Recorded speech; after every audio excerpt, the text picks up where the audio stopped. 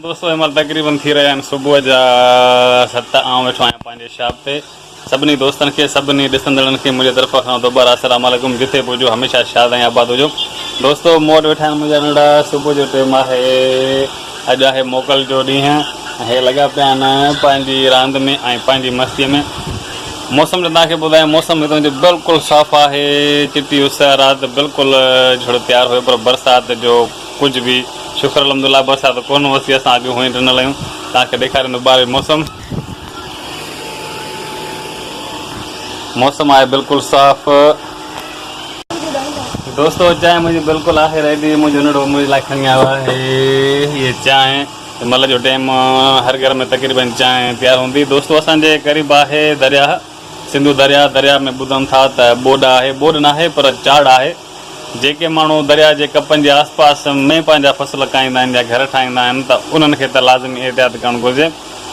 दरिया में पाणी हमेशह बरसातुनि जे सीज़न में जॾहिं जाम जमो थींदो आहे त दरिया में थींदो आहे चाड़। त इनखे बोड जो नालो नथो ॾेई सघिजे। दरिया में चाड़ बिल्कुलु आहे। मालिक साईं रहम कंदो। बरसातुनि जी बि मौसम आहे, रब पाक कंदो सणाई। त दोस्तों वीडियो अॼु तमामु इंट्रस्टिंग आहे। वीडियो तव्हां पूरो ॾिसिजो, तव्हांखे ॾेखारींदुमि मुकमल अॼु जी रूटीन ऐं अॼु जो व्लॉग आहे तमामु बेहतरीन। दोस्तों अभी दिन का तकरीबन 1:45 बज रहा है और मैं बैठा हूँ अपने शॉप पे। मैं गया था शहर, मुझे लेना था ये दुकान के लिए सामान। उसकी मेन वजह यह है कि अभी आने वाली हैं बरसातें और ये जो हमारी कॉलोनी है उसके रास्ते हैं कच्चे। थोड़ी सी भी बरसात होती है यहाँ पे आने जाने का बहुत ज़्यादा मसला होता है। तो तैयारी शुरू से कर लेनी चाहिए ताकि बाद में दिक्कत नहीं होगी। तो ये मेरे दो बेटे हैं जो बैठे हैं मेरे साथ, लगे हुए हैं अपनी मस्ती में।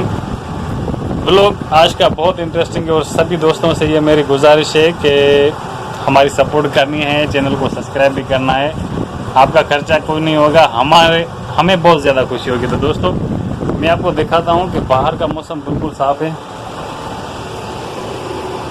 धूप आप देखो कड़कदार, आसमान पे बादल हैं मगर हल्के हल्के हैं। कल हो सकता है कि ज़्यादा बरसात हो, चांसेस बहुत ज़्यादा हैं मगर अल्लाह खैर करेगा। तो दोस्तों ये मेरी एक कोशिश है। मैं एक सिंधी हूँ और सिंधी में ब्लॉगिंग करता हूँ। तो आज मैंने बोला कि थोड़ा मिक्स करते हैं सिंधी और उर्दू को भी। उर्दू हमारी पाकिस्तान की कौमी ज़बान है और हमारी मादरी ज़बान जो है वो है सिंधी।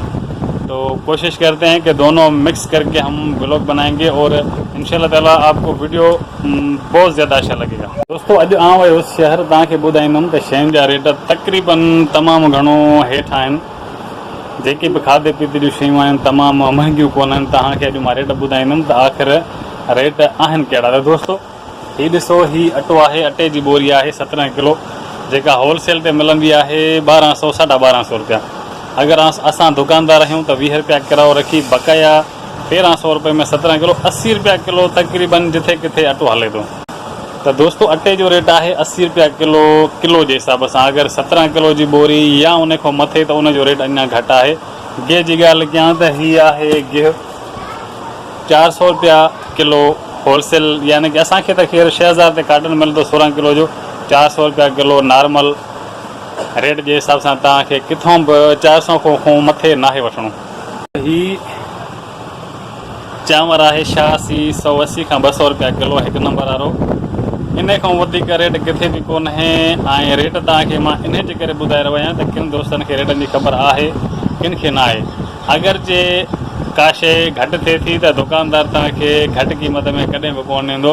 अगर ये शइ वधंदी त उन ॾींहुं तव्हांखे वधियल रेट मिलंदी। तव्हां थोरो हर को ग़रीब आहे, ॿ रुपया अगर कंहिंजा बचनि था त सुठी ॻाल्हि आहे। तव्हांखे अॼु व्लॉग में रेट ॿुधाइण जो मक़सदु इहो आहे त जेके बि ग़रीब या ॿधो सामान खणण वारा आहिनि त उन्हनि जा अगरि जे मुंहिंजी हिन ॻाल्हि सां 2 रुपया बचनि था त मूंखे तमामु घणी ख़ुशी थींदी। तव्हांखे ॾेखारियां दोस्तों, हीअ आहे स्पेशल अटो। अगर 17 किलो जो कटो तव्हां खणंदव त क़ीमत आहे सिर्फ़ु इन जी 1500 रुपया, यानी कि 82 रुपया किलो। ॿधे कटे जे हिसाब सां तव्हांखे मिलंदो। मार्केट में अगर किलो खणंदो 2 किलो खणंदो त मुंहिंजे ख़्याल में त 90 रुपया किलो। असां त 90 रुपया किलो हलायूं था। ॿियनि जी ख़बर न आहे त 100 था हलाइनि या केतिरो हलाइनि था। दुकानदार खे घुरिजे त सभु को ग़रीब आहे, जाइज़ ऐं हल्को मुनाफ़ो जेको हूंदो त उन में ई बरकत आहे। ऐं दोस्तों हीअ आहे खंड जो अॼोको रेट आहे 6600 रुपये में 50 किलो। 132 रुपया किलो मिले थी। 140 135 रुपया जायज़ मुनाफ़ो आहे। इन खां वधीक कॾहिं बि अगरि आलूनि जी ॻाल्हि कजे त आलू असांखे होलसेल जे हिसाब सां मिलंदा आहिनि। 70 रुपया किलो, 80 रुपया किलो आम रेट आहे। को ख़राबु आहे, को कीअं। बाक़ी हर कंहिंजो पंहिंजो पंहिंजो सिस्टम आहे। बहिराड़ी जा दुकानदार अक्सर असां ॾिठा आहिनि, असां त ख़ैर शहर में आहियूं, पर बहिराड़ीअ में जेको जिथे आयो उते ई उनखे रेट अहिड़ो हणंदा आहिनि जो हमरा उते ई पूरो। बहरहाल मुंहिंजो हिकु अर्ज़ु आहे त सभु को ग़रीब तबिको आहे।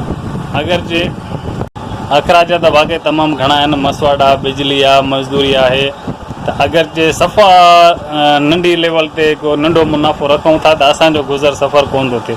पर पोइ बि एतिरो मुनाफ़ो रखणु घुरिजे जो असांजो बि कमु हली वञे ऐं जेके बि माण्हू आहिनि उन्हनि जो बि माना सम्झो त उनखां मुनाफ़ो हिकु थोरे लिमिट में थो वञे। पर हर कंहिंजो पंहिंजो पंहिंजो सिस्टम आहे। अलाह साईं सभिनी खे ख़ुशि रखे। त दोस्तो, अॼु जो व्लॉग हिते ई कयूं था एंड। उमेदु आहे त तव्हां सभिनी खे पसंदि ईंदो। अगरि जे तव्हांखे पसंदि आयो हुजे त लाइक कमेंट्स लाज़मी कजो। जेके नवां दोस्त आहिनि उन्हनि खे बि हिकु दफ़ो ॿीहर अर्ज़ु आहे त अगरि तव्हां सब्सक्राइब कंदो त असांखे तमामु घणी ख़ुशी थींदी। मिलंदासीं नेक्स्ट वीडियो में। टेक केयर एंड अल्लाह हाफ़िज़।